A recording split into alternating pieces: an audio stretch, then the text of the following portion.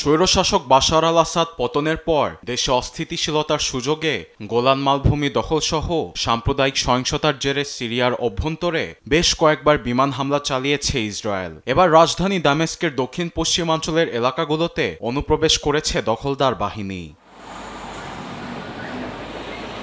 ইস্যুটি নিয়ে সোমবার Organisation of Islamic Corporation OIC এর বৈঠকে ইসরায়েলের তীব্র সমালোচনা করেন সিরিয়ার পররাষ্ট্রমন্ত্রী আসাদ আল শাইবানি। মাউন্ট হেরমনের কাছাকাছি সিরিয়ার সীমান্তবর্তী এলাকার নিয়ন্ত্রণ নিতে ৬০ জন প্রশিক্ষিত ইসরায়েলি সেনাকে পাঠানো হয়েছে বলেও দাবি করেন তিনি। একই সঙ্গে ইসরায়েলের বিরুদ্ধে চুক্তিভঙ্গের অভিযোগ আনেন পররাষ্ট্রমন্ত্রী শাইবানি। সম্প্রসারণবাদী এবং বিভক্তির পরিকল্পনা এগিয়ে নিতে ইসরায়েল অসামরিক অঞ্চলগুলোতে গোয়েন্দা সামরিক ঘাঁটি তৈরি করেছে।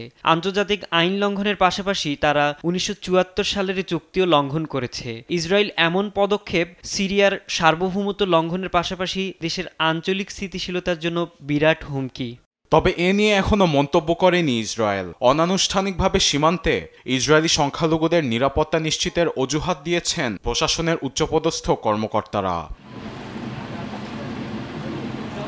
আল জাজিরা বলছে, সেনা মোতায়েনের পর সেখানে ৬ সিরীয় নাগরিককে গ্রেপ্তার করেছে ইসরায়েল। একই সঙ্গে নিয়ন্ত্রিত এলাকাটি কৌশলগতভাবে গুরুত্বপূর্ণ হওয়ায় সেখানে লেবাননের সশস্ত্র গোষ্ঠী হিজবুল্লাহ সহ নানা ফিলিস্তিনি গোষ্ঠী তৎপর আছে বলে জানিয়েছে গণমাধ্যমটি। আরবিদ আফসার, নিউজ ডেস্ক, দেশ টিভি।